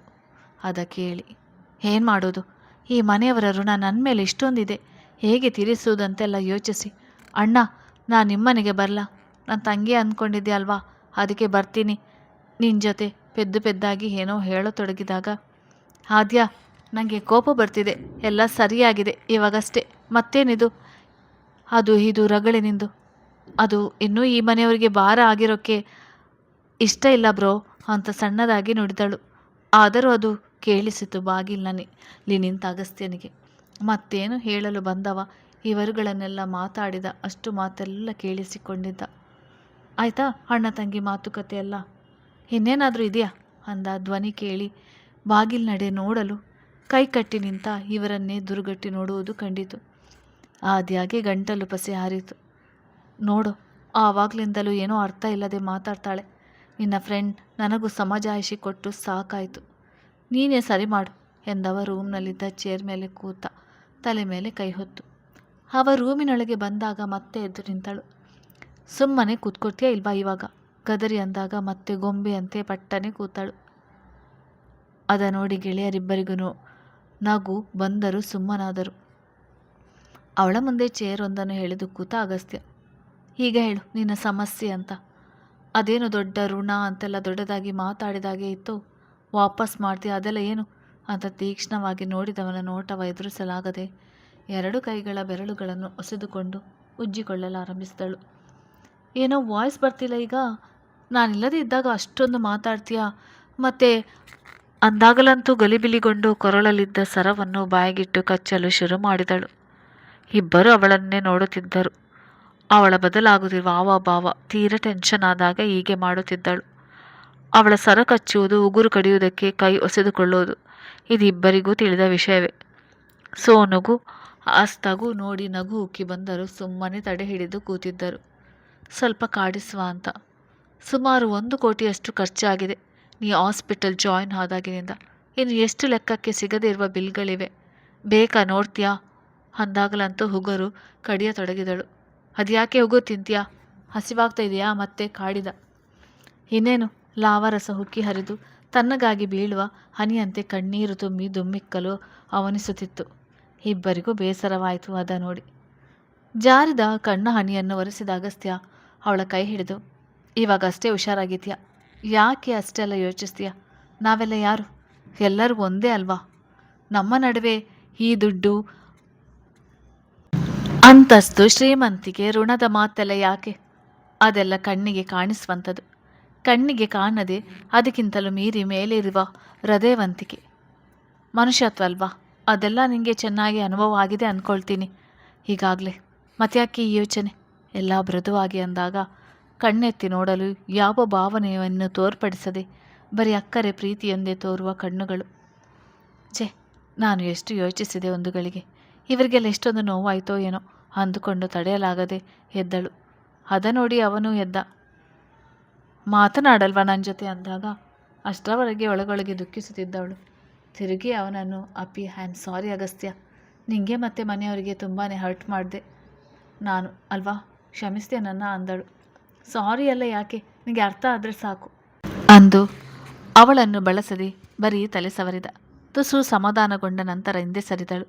ಇನ್ನೇನಾದರೂ ಡೌಟ್ ಇದೆಯಾ ಅಂತ ಅನುಕಿಸಿ ನಕ್ಕಾಗ ಇಲ್ಲ ಎಂಬಂತೆ ತಲೆ ಆಡಿಸಿ ಮುದ್ದಾಗಿ ನಕ್ಕಳು. ನೋಡ್ತಾನೆ ಇದ್ದ ಅವಳನ್ನೇ. ಅಷ್ಟರಲ್ಲಿ ಅಲ್ಲಿವರೆಗೂ ನೋಡ್ತಿದ್ದ ಸೋಹನ್ ತುಸು ಕೆಮ್ಮಿದಂತೆ ಮಾಡಿ, ನಾನು ಇಲ್ಲೇ ಇದ್ದೀನಪ್ಪ, ನನ್ನ ಮರೆತು ಹೋದ್ರೆ ಇಬ್ಬರು ಅಂತ ಅಂದಾಗ ಇಬ್ಬರು ನಕ್ಕರು. ಅವರೊಡನೆ ಸೋಹಾನ್ ಕೂಡ ನಗಲಾರಂಭಿಸಿದ. ಅಲ್ಲ ಕಣೋ, ಆವಾಗಿನಿಂದ ಸಮಾಧಾನ ಮಾಡ್ತಿದ್ದೀನಿ, ಒಂದು ಚೂರು ಕನ್ವಿನ್ಸ್ ಆಗ್ತಿಲ್ಲ, ನೀ ಏನೋ ಜಾದು ಮಾಡಿದೆ ಅಂದಾಗ ನಾವು ಹಾಗೇನೆ ಅಂತ ತನ್ನ ಶರ್ಟ್ ಕಾಲರ್ ಮೇಲೇರಿಸಿದ ಅಸ್ತ. ಅಸ್ತ ಅಂದರೆ ಅಗಸ್ತ್ಯ. ಆದ್ಯ ಮುಖ ತಿರುಗಿಸಿದಳು. ಬಂದ ಸಣ್ಣ ಭಿನ್ನಾಭಿಪ್ರಾಯ ಹೇಳ ಹೆಸರಿಲ್ಲದಂತೆ ಮಾಯವಾಗಿತ್ತು. ಈಗ ಅವಳಿಗೆ ತನ್ನ ಬದುಕಿನ ಕಷ್ಟದ ಸಮಯವೆಲ್ಲ ಸರಿದು ಖುಷಿಯ ದಿನಗಳು ಎದುರುಗಿದ್ದಂತೆ ಅನಿಸಿತು. ತನ್ನ ಮುಂದೆ ಬ್ರೋ, ಅಸ್ತಾ ಇಬ್ಬರು ಅದೇನೋ ಮ್ಯಾಟರ್ ಡಿಸ್ಕಸ್ ಮಾಡುತ್ತಿದ್ದರು. ಅದ್ಯಾವುದರ ಪರಿವೇ ಇಲ್ಲ ಇವಳಿಗೆ. ರೂಮ್ ಕಿಟಕಿಗಳ ಓಪನ್ ಮಾಡಿದಾಗ ತನ್ನನೆ ಗಾಳಿ ಬೀಸಿತ್ತು. ಮನಕ್ಕೆ ಮುದ ನೀಡುವ ತಂಗಾಳಿ. ತನ್ನ ಬದುಕು ಪೂರ್ತಿ ಕತ್ತಲಲ್ಲಿ ಇರುವುದಾಗೆ ಭಾವಿಸಿದ್ದಳು. ಸುಮಾರು 1 ವರ್ಷ ಆಗ್ತಾ ಬಂತು. ಅದೆಷ್ಟು ನೋವು, ಅದೆಷ್ಟು ಸಂಕಟ, ಕತ್ತಲ ಬದುಕು. ಏನಿದೆಲ್ಲ ಆಗೋಯ್ತು, ಈಗೆಲ್ಲ ಸರಿಯಾಯಿತು. ಇದಕ್ಕೆಲ್ಲ ಕಾರಣ ಬ್ರೋ ಮತ್ತು ಅಗಸ್ತ್ಯ, ಆಗ ಅವರ ಮನೆಯವರು. ಅದರೆಲ್ಲಕ್ಕಿಂತ ಜಾಸ್ತಿ ಅಗಸ್ತ್ಯ ನೀಡಿದ ಭರವಸೆ, ಧೈರ್ಯ ನನಗೆಲ್ಲವನ್ನು ಎದುರಿಸುವ ಶಕ್ತಿ ನೀಡಿತು. ಅವ ಇಲ್ಲದಿದ್ದರೆ ನಾ ಈ ಭೂಮಿ ಮೇಲೆ ಇರುತ್ತಿದ್ದೇನೋ ಗೊತ್ತಿಲ್ಲ. ಅವನಿಗೆ ಯಾವ ರೀತಿ ಧನ್ಯವಾದ ಅರ್ಪಿಸಲಿ? ಬಹುಶಃ ಅದು ತೀರಾ ಚಿಕ್ಕದಾಗ್ಬೋದು. ಏನೇ ಆಗಲಿ, ನಾ ಒಬ್ಬ ಗೆಳತಿಯಾಗಿ ಅವನ ನೆರಳಾಗಿ ಇರ್ತೀನಿ. ಬಹುಶಃ ಇದರ ಮೂಲಕ ಅವನಿಗೆ ಕೃತಜ್ಞತೆ ಸಲ್ಲಿಸಬಹುದು. ಇದರ ಬಿಟ್ಟು ನನ್ನ ಬಳಿ ಬೇರೆ ಯಾವ ಆಪ್ಷನ್ ಇಲ್ಲ. ಇದೇ ರೀತಿ ಅಂತ ಹಿಂತಿರುಗಿದಳು. ಇಬ್ಬರು ಅವಳನ್ನೇ ದಿಟ್ಟಿಸಿ ನೋಡುತ್ತಿದ್ದರು. ಅವಳು ತನ್ನ ಹೊಸ ಜೀವನವನ್ನು ಆಸ್ವಾದಿಸುವುದು ಕಂಡು ತಮ್ಮ ಶ್ರಮ ಸಾರ್ಥಕ ಎನಿಸಿತು. ಏನು ಎಂಬಂತೆ ಉಬ್ಬೇರಿಸಿ ಕೇಳಿದರು ಇಬ್ಬರು. ಏನಿಲ್ಲಪ್ಪ ಅಂತ ಗಾಳಿಗೆ ಹಾರುತ್ತಿದ್ದ ಮುಂಗುರುಳನ್ನು ಸರಿಸುತ್ತಾ ತಲೆ ಆಡಿಸಿದಳು. ಬಾ ಅಂತ ಕೆಳಗೆ ಕರೆದುಕೊಂಡು ಹೋದಾಗ ಎಲ್ಲರೂ ಇವರನ್ನೇ ಕಾಯುತ್ತಿದ್ದರು. ರೋಹಿಣಿಯವರು ಬೇಸರದಿಂದ ಡೈನಿಂಗ್ ಟೇಬಲಲ್ಲಿ ಕುಳಿತಿದ್ದರು. ಇನ್ನು ಸುಹಾಸಿನಿಯವರು ಸಮಾಧಾನ ಮಾಡಿದ್ರು ಅಕ್ಕನಿಗೆ. ಆದ್ಯ ಯಾಕೆ ಬೇಸರದಲ್ಲಿದ್ದಾಳೆ, ಯಾಕೆ ಅಂತ ತಲೆ ಕೆಡಿಸಿಕೊಂಡಿದ್ದರು. ಆದ್ಯ ಬರುತ್ತಿದ್ದಾಗೇನೆ ಎಲ್ಲರನ್ನು ಗಮನಿಸಿದ್ದಳು. ಮೆತ್ತಗೆ ಹೋಗಿ ರೋಹಿಣಿಯವರ ಕಣ್ಣು ಮುಚ್ಚಿದಳು ಹಿಂದಿನಿಂದ. ಅವರಿಗೆ ಆದ್ಯನೇ ಅಂತ ತಿಳಿದು ಖುಷಿಯಾದರೂ ಮುನಿಸಿದವರಂತೆ ನಟಿಸಿದರು. ಯಾರಿದು? ಕೆನ್ನೆಗೆ ಮುತ್ತಿಟ್ಟಳು ಮೆತ್ತಗೆ. ಬೇಕು ಅಂತಲೇ ಷಷ್ಠಿ ಪ್ರಕೃತಿಯ ಇದು? ಇನ್ನೊಂದು ಕೆನ್ನೆಗೆ ಮುತ್ತಿಟ್ಟಳು. ಆದರೂ ಯಾರಿದು? ಧ್ರುವಿನಾ? ಆದ್ಯ ಹ್ಞೂ ಅಂದಳು. ಮತ್ಯಾರು ಆದ್ಯನಾ? ಮೇಡಮ್ ಕಣ್ಣು ಮುಚ್ಚಿರೋದು ಅಂದಾಗ ಸಡನ್ ಆಗಿ ಕೈ ಬಿಟ್ಟವಳು ಸಾರಿ ಅಮ್ಮ ಅಂತ ಅಂದಳು. ಅವಳ ಕೈ ಹಿಡಿದು ತನ್ನ ಎದುರು ನಿಲ್ಲಿಸಿದಾಗ ಅವಳು ತನ್ನೆರಡು ಕೈಯನ್ನು ಕಿವಿ ಹಿಡಿದುಕೊಂಡು ಮತ್ತೆ ಸಾರಿ ಅಂದಳು. ಪುಟ್ಟ ಮಗುವೊಂದು ನಿಂತಾಗೆ ಇತ್ತು. ಅಮ್ಮನ ಮೇಡಮ್ ಅಂತ ಕರಿತೀಯ ಅಲ್ವಾ ನೀನು? ಕಣ್ತುಂಬಿಕೊಂಡು ಕೇಳಿದರು ರೋಹಿಣಿ. ಅಲ್ಲ, ಇನ್ನೊಂದ್ಸರಿ ಹಾಗೆ ಹೇಳೋಲ್ಲ ಅಂತ ಅಳುತ್ತಾ ಅಪ್ಪಿಕೊಂಡಳು. ಎಷ್ಟೋ ದಿನಗಳ ನಂತರ ಅಮ್ಮನ ಅಪ್ಪುಗೆ ಸಿಕ್ಕಿದಂತೆ ಅನುಭವವಾಯಿತು ಆದ್ಯಾಗೆ. ಅವರು ಬಿಗಿದಪ್ಪಿಕೊಂಡರು. ಎಲ್ಲರೂ ಅವರಿಬ್ಬರನ್ನೇ ಸೋಜಿಗದಿಂದ ನೋಡುತ್ತಿದ್ದರು. ಅಪರೂಪದ ಕ್ಷಣ. ನೀನು ನನ್ನ ಮಗಳಿದ್ದಂಗೆ ಕಣೋ, ಯಾಕೆ ಬೇಸರ ಮಾಡ್ಕೊಂಡಿದ್ಯಾ? ನಿಂಗೆ ಬೇಜಾರು ಆದ್ರೆ ನಮಗೂ ಬೇಜಾರಾಗುತ್ತೆ ನೋಡು. ಎಲ್ಲರೂ ಹೇಗೆ ಇದ್ದಾರೆ ಅಂತ ನಾವೆಲ್ಲ ಈ ಮನೆಯವಳೆ ಅಂತ ತಿಳ್ಕೊಂಡಿದ್ದೀವಿ. ನೀನು ಸಡನ್ ಆಗಿ ಹಂಗೆ ಹೇಳಿದಕ್ಕೆ ಎಲ್ಲರೂ ಬೇಸರದಲ್ಲಿ ಇದ್ದಾರೆ. ಎಲ್ಲರಿಗೂ ಸಾರಿ ಅಂದಳು ಮುದ್ದಾಗಿ. ನೀನೂನು ಈ ಮನೆ ಬೆಳಕು, ಯಾವಾಗ್ಲೂ ನಗು ನಗುತ್ತಾ ಇರ್ಬೇಕು ಅಷ್ಟೇ ಅಂದಾಗ ಆಯ್ತು ಅನ್ನುತ್ತಾ ನಗುತ್ತಾ ತಲೆ ಆಡಿಸಿದಳು. ಎಲ್ಲರಿಗೂ ಖುಷಿ ಆಯ್ತು. ರಾತ್ರಿ ಊಟ ಮಾಡುವಾಗ ಆದ್ಯಾಗೂ ತಟ್ಟೆ ಇಟ್ಟರು. ಎಷ್ಟೋ ದಿನ ಆದ್ಮೇಲೆ ತನ್ನ ಕೈಯಾರೆ ತಾನೇ ಊಟ ಮಾಡುವುದು. ತುಂಬಾ ಖುಷಿಯಿಂದ ಊಟ ಮಾಡಲು ಕೈ ಹಾಕ್ಬೇಕು ಅನ್ನುವಷ್ಟರಲ್ಲಿ ರೋಹಿಣಿ ಅವರು ನೋ ಅಂದರು. ಎಲ್ಲರಿಗೂ ಆಶ್ಚರ್ಯವಾಗಲು ತಾನೇ ಊಟ ಬಡಿಸಲು ಮುಂದಾದರು ಎಂದಿನಂತೆ. ಅಮ್ಮ ಬೇಡ, ನಾನೇ ಮಾಡ್ತೀನಿ ಇವಾಗ, ಓಕೆನೋ? ನಾಳೆಯಿಂದ ನೀನೇ ಮಾಡುವಂತೆ, ಇವತ್ತು ನಾನೇ ಮಾಡಿಸ್ತೀನಿ ಅಂತ ತುತ್ತಿಟ್ಟರು. ಎಲ್ಲರಿಗೂ ಆದ್ಯಾನ ಈ ರೀತಿ ನೋಡಲು ಖುಷಿಯೋ ಖುಷಿ. ಎಲ್ಲರನ್ನು ನೋಡುತ್ತಲೇ ಗಮನಿಸುತ್ತಲೇ ಅಂತ ಸಡಗರ. ನಂತರ ಎಲ್ಲರೂ ಊಟ ಮಾಡತೊಡಗಿದರು. ಅಗಸ್ತ್ಯ ಸುಮ್ಮನೆ ತಟ್ಟೆಯಲ್ಲಿ ಬೆರಳಾಡಿಸ್ತಿದ್ದ. ಅಮ್ಮ ಆದ್ಯಾಗೆ ತಿನ್ನಿಸುವುದನ್ನು ನೋಡಿ ಸ್ವಲ್ಪ ಜಲುಸಾಯ್ತು ಹುಡುಗಂಗೆ. ಯಾಕೋ ಮಗನೇ, ಊಟ ಮಾಡು ಸರಿಯಾಗಿ, ಹಸಿವಿಲ್ಲಮ್ಮ. ಅವನಿಗೆ ಇವತ್ತಿನ ಖುಷಿಗೇನೆ ಹೊಟ್ಟೆ ತುಂಬಿದೆ ಅಂತ ಸೋನ್ ಕಿಸಿದ. ಇವ ಒಮ್ಮೆ ದುರ್ಗಟ್ಟಿ ನೋಡಿದ. ರೋಹಿ, ನಿನ್ನ ಎಳೆ ಮಗನಿಗೆ ಜಲಸ ಆಗ್ತಿದೆ ಕಣೆ, ಅವನಿಗೂ ತಿನ್ಸು, ಇಲ್ಲಾಂದ್ರೆ ನಿಂಗೆ ಇವತ್ತು ಜಾಗರಣೆನೆ ಗತಿ ಅಂತ ರಾಜವರ್ಧನ್ ನಕ್ಕರು. ಜಲಸ್ ಅಂದ್ರೆ ಅವತ್ತು ನಿದ್ದೆನೇ ಇಲ್ಲ ಅವನಿಗೆ. ರಾತ್ರಿ ಹೊತ್ತು ಗೊತ್ತು ಇಲ್ಲದೆ ಹೋಗಿ ಅಪ್ಪ ಅಮ್ಮನ ಮಧ್ಯದಲ್ಲಿ ಮಲಗಿ ತಲೆ ತಿಂದು ಬಿಡುತ್ತಿದ್ದ. ಎಷ್ಟೋ ಸರಿ ನೀ ಚಿಕ್ಕವನಲ್ಲ ದೊಡ್ಡವನಾಗಿದ್ಯಾ ಕಣು ಅಂತ ಹೇಳಿದ್ರು. ಹಾ ಅಂದು ಮತ್ತವನದು ಅದೇ ಬುದ್ಧಿ. ಅಗಸ್ತ್ಯ ಈ ಮನೆಯ ಮೊದಲ ಕುಡಿ. ಎಲ್ಲರ ಪ್ರೀತಿಯ ಮುದ್ದು ಹೆಚ್ಚಾಗಿ ಅವನಿಗೆ ಸಿಕ್ಕಿತ್ತು. ಅವನಿಗೆ 7 ವರ್ಷ ಆದ್ಮೇಲೆ ಷಷ್ಠಿ ಪ್ರಕೃತಿ ಹುಟ್ಟಿದ್ದು. ಅಲ್ಲಿ ತನಕ ಅವನದು ಒಬ್ಬನದೇ ರಾಜ್ಯಭಾರ. ತಂಗಿಯರು ಹುಟ್ಟಿದರೂ ಅವನ ಅಮ್ಮನ ಮಡಿಲಿನಿಂದ ಇಳಿದವನಲ್ಲ. ಇದಕ್ಕೆ ಅವನಿಗೂ ತಂಗಿಯರಿಗೂ ಅವಾಗ ಪ್ರೀತಿಯಿಂದ ಕೋಳಿ ಜಗಳ ಆಗುತ್ತಿತ್ತು. ಹೀಗಾಗಿ ಹೆಣ್ಣು ಮಕ್ಕಳು ತಂದೆಯನ್ನು ತುಂಬಾ ಹಚ್ಚಿಕೊಂಡಿದ್ದರು. ಇವ ತಾಯಿಗೆ ಅಂಟಿಕೊಂಡೇ ಬೆಳೆದ. ಹೀಗಾಗಿ ಅಮ್ಮನ ಪ್ರೀತಿ ಬೇರೆಯವ್ರಿಗೆ ಹಂಚಲು ಬಿಡಲ್ಲ. ಯಾರಿಗಾದ್ರೂ ಸರಿ, ಸ್ವಲ್ಪ ಸೆಲ್ಫಿಶ್ ಹುಡುಗ ಈ ವಿಷಯದಲ್ಲಿ. ಅದು ಬಿಟ್ರೆ ಅಪ್ಪಟ ಬಂಗಾರ. ಇವನ ಪ್ರಿಯವಾದ ವಸ್ತುಗಳನ್ನು ಯಾರಿಗಾದರೂ ಕೊಟ್ಟರೆ ಕೋಪದಿಂದ ಯಾರೊಡನೆ ಮಾತನಾಡದೆ ಮೌನಾಚರಣೆ ಮಾಡುತ್ತಿದ್ದ. ಅವ ಜಗಳ ಆಡಿದರೂ ಸಹಿಸುವವರು ಮನೆಯಲ್ಲಿ. ಆದ್ರೆ ಅವ ಮೌನವಾಗಿ ಇರುವುದು ಯಾರೂ ಸಹಿಸೋಲ್ಲ. ಅದೇ ಮುಂದುವರಿತಿತ್ತು ಅಲ್ಪ ಸ್ವಲ್ಪ ಇಲ್ಲಿ ತನಕ. ಮಗನಿಗೆ ಒಂದು ತುತ್ತು ಕೊಟ್ಟು ಅವನಿಗೂ ತಿನ್ನಿಸಿದರು ಕೊನೆಗೆ. ಎಲ್ಲರೂ ಊಟ ಆದ್ಮೇಲೆ, ಅಮ್ಮಮ್ಮ ರೋಹಿಣಿ ಬಾ ಅಮ್ಮ ಇಲ್ಲಿ. ಬಂದೆ ಅತ್ತೆ, ನಾಳೆ ಪೂಜೆ ವ್ಯವಸ್ಥೆ ಆಗಿದೆ ಅಲ್ವಾ? ಹ್ಞೂ ಅತ್ತೆ, ಎಲ್ಲ ರೆಡಿ ಇದೆ. ನೀವೇನು ಟೆನ್ಷನ್ ಆಗ್ಬೇಡಿ, ಎಲ್ಲ ಕೆಲಸ ಟೈಮ್ಗೆ ಸರಿಯಾಗಿ ಕರೆಕ್ಟ್ ಆಗಿ ನಡೆಯುತ್ತೆ. ನೀನ್ ಇರ್ಬೇಕಾದ್ರೆ ನಂಗೇನು ಟೆನ್ಷನ್ ಕಣೆ. ಸರಿ ಸರಿ, ಬೇಗ ಹೋಗಿ ಮಲಗಿ, ಬೆಳಿಗ್ಗೆ ಬೇಗ ಎದ್ದೇಳ್ಬೇಕು ಅಂದರು ಪ್ರೀತಿಯಿಂದ. ಸರಿ ಅತ್ತೆ. ರೋಹಿಣಿಯವರು ಮದ್ವೆಯಾಗಿ 2 ವರ್ಷಕ್ಕೇನೆ ಆ ದೊಡ್ಡ ಮನೆ ಸಂಪೂರ್ಣ ಜವಾಬ್ದಾರಿ ತಗೊಂಡಿದ್ರು. ಅವರ ಅಚ್ಚುಕಟ್ಟಿನ ಕೆಲಸವೆಲ್ಲ ಶಾಂತಲರಿಗೆ ಬಹಳ ಬೇಗ ತುಂಬಾ ಹಿಡಿಸಿತ್ತು. ಹೀಗೇನೆ ಶ್ರೀಕಂಠರು ತಾವು ತಮ್ಮ ಆಫೀಸ್ ಜವಾಬ್ದಾರಿಯನ್ನು ಎಲ್ಲ ರಾಜವರ್ಧನ್ಗೆ ವರ್ಗಾಯಿಸಿದರು. ನಂತರ ಅವರಿಬ್ಬರು ತಮ್ಮ ಎಳೆಯ ಮೊಮ್ಮಗು ಅಗಸ್ತ್ಯನ ಜೊತೆ ಆಯಾಗಿ ಕಾಲ ಕಳೆದಿದ್ದರು. ರಾತ್ರಿ ಅಗಸ್ತ್ಯ ಇನ್ನೇನು ಮಲಗ್ಬೇಕಂತ ಇದ್ದ. ಅಷ್ಟೊತ್ತಿಗೆ ತಂದೆ ತಾಯಿ ಅವನ ರೂಮ್ಗೆ ಬಂದು ಡೋರ್ ಓಪನ್ ತಟ್ಟಿದರು. ತಿರುಗಿದಾಗ ಅಪ್ಪ ಅಮ್ಮ. ಬನ್ನಿ ಅಪ್ಪ ಅಮ್ಮ ಅಂತ ಕರೆದ. ಬಂದವರು ಬೆಡ್ ಮೇಲೆ ಕೂರಿಸಿದ. ತಂದೆಯ ಮಡಿಲಲ್ಲಿ ತಲೆ ಇಟ್ಟವ ಮೌನವಾಗಿ ಕಣ್ಮುಚ್ಚಿ ಮಲಗಿದ. ಮಾತಿಗಿಂತ ಮೌನವೇ ರಾಜ್ಯವಾಳಿತು. ಎಷ್ಟೋ ದಿನದ ನಂತರ ಮಗನ ಮುಖದಲ್ಲಿ ಚಿಂತೆ ಇಲ್ಲದೆ ನೆಮ್ಮದಿ ನೆಲೆಸಿರುವುದನ್ನು ಗಮನಿಸಿದ ಎತ್ತವರು ಕ್ಷಣಗಳ ನಂತರ ಮಗನೇ ಎಂದರು. ಹೇಳಿ ಅಪ್ಪ, ಏನು ಮಾತೇ ಆಡ್ತಾ ಇಲ್ಲ. ಏನ್ ಮಾತಾಡ್ಬೇಕು ಗೊತ್ತಾಗ್ತಿಲ್ಲ ಅಪ್ಪ. ಅಷ್ಟು ಖುಷಿ ಇದೆ ಪಪ್ಪ. ಅವ್ನ್ ಖುಷಿಯಾಗಿರೋದನ್ನು ಬಲ್ಲರಿ ಇವರು. ಸರಿ, ಮುಂದೇನು? ಅಂದ್ರೆ ಅವಳು ಹುಷಾರಾಗಿದ್ದಾಳಲ್ವಾ ಈಗ? ಅಮ್ಮ ಆರತಿ ಅವ್ರು ಹುಷಾರಾಗ್ತಾ ಇದ್ದಾರಂತಲ್ವಾ? ಅವಳ ಅಕ್ಕ ಅಣ್ಣ ಬಂದು ಕರ್ಕೊಂಡು ಹೋಗ್ಬೋದು. ಅದರ ಬಗ್ಗೆ ಯೋಚಿಸಿದ್ಯಾ? ಏನ್ ಮಾಡೋದು ಅಂತೀಯಾ? ಮಗನ ಮನಸ್ಸಿನ ಮಾತು ಹೊರಗಡೆ ಹಾಕೋಣ ಅಂತ ಬಂದಿದ್ದರು ಇಬ್ಬರು. ಇಲ್ಲಪ್ಪ, ಏನು ಯೋಚಿಸಿಲ್ಲ ನಾನು, ನೀವು ಬೇಡ ಅಂತೇಳಿ ಅಂದ ಶಾಂತವಾಗಿ ಕಣ್ಮುಚ್ಚಿ. ಇವರ ಆಶ್ಚರ್ಯದಿಂದ ಅದೇಗೆ ಆಗುತ್ತೆ? ಅವರ ಮನೆ ಹುಡುಗಿ ಅದು. ಅದು ನಂಗೆ ಗೊತ್ತಿಲ್ಲ. ನೀವು ಮನಸ್ಸು ಮಾಡಿದ್ರೆ ಆಗುತ್ತೆ. ನೀವ್ ಹೇಳಿ ಅವಳು ಇಲ್ಲೇ ಇರ್ಲಿ ಅಂತ.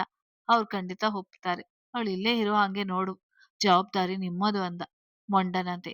ಇವನು ತನ್ನ ಗುಟ್ಟು ಬಿಟ್ಟು ಕೊಡದೆ ತನ್ನ ತಂದೆಯನ್ನು ಅವರ ಸಂಧಾನಕ್ಕೆ ಇಳಿಸುವ ಪ್ರಯತ್ನ. ಗಂಡ ಹೆಂಡತಿಬ್ಬರು ಮುಖ ಮುಖ ನೋಡಿಕೊಂಡರು. ಅಲ್ವೋ, ಅವ್ರು ಇರಲಿ ಅಂತೇನೋ ಅಂದರು. ಹಾದಿ ಇರ್ಬೇಕಲ್ಲ. ಅವಳು ಹೋಗ್ತೀನಿ ಅಂದ್ರೆ? ನಡಕ್ಕನೆ ಎದ್ದವ ಅಮ್ಮನ ನೋಡಿ. ಅದು ನಿಮ್ ಕೆಲ್ಸ, ಅವಳು ಹೋಗದೆ ಇರುವ ಹಂಗೆ ನೋಡೋದು ಎಂದು ತಾಯಿಯ ಮಡಿಲಿಗೆ ಬಿದ್ದ. ಎಲ್ಲ ಇವನ. ಅವಳನ್ನು ಅಷ್ಟು ಇಷ್ಟಪಟ್ರು ಬಾಯಿ ಬಿಡದೆ ನಮ್ಮನ್ನೇ ಮುಂದೆ ತಳ್ತಾನಲ್ಲ. ಅವನ್ ಸರಿ ಹೇಳಿದ್ರೆ ಮುಗೀತಪ್ಪ. ಆದ್ರೆ ಅವ ಬಾಯಿ ಬಿಡ್ಬೇಕಲ್ವಾ? ಅವನ ಪ್ಲಾನೇ ಬೇರೆ ಇತ್ತು.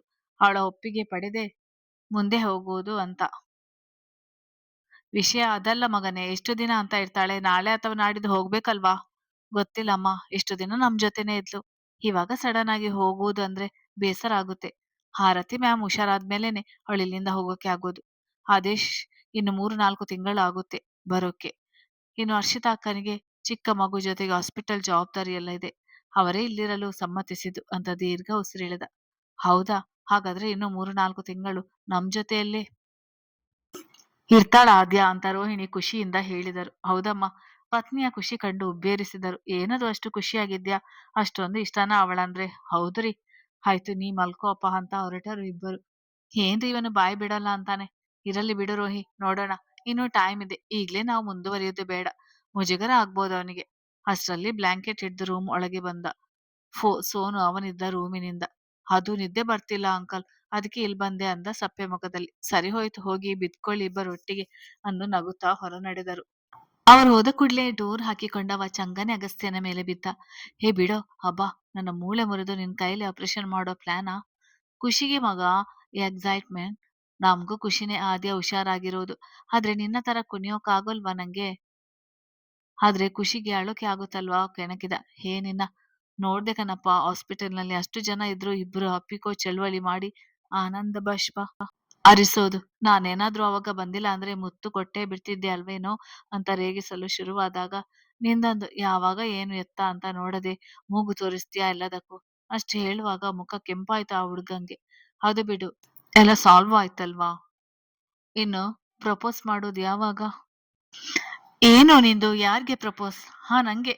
ನೀ ಹುಡುಗ ಅಲ್ವೇನೋ? ಹುಡುಗಿ ಆಗಿದ್ರೆ ಪಕ್ಕ ನಿನ್ನ ಮದ್ವೆ ಆಗ್ತಿದ್ದೆ. ಅದೊಂದು ಬಾಕಿ ಇತ್ತು. ಇನ್ನೇನು ನನ್ನ ಇಷ್ಟು ಚೆನ್ನಾಗಿ ಅರ್ಥ ಮಾಡಿಕೊಂಡಿರೋದು ನೀನೇ ಅಲ್ವೇನೋ ಅಂತ ಅವನ ಕತ್ತನ್ನು ತನ್ನ ಕೈಯಲ್ಲಿ ಗಟ್ಟಿಯಾಗಿ ಬಳಸಿ ಹಿಡಿದುಕೊಂಡ. ಲೋ ಬಿಡೋ, ಕತ್ತು ನೋಯ್ತಿದೆ ಅಂದಾಗ ಬಿಟ್ಟ. ನೋಡು, ಜಾಸ್ತಿ ಡವ್ ಮಾಡ್ಬೇಡ.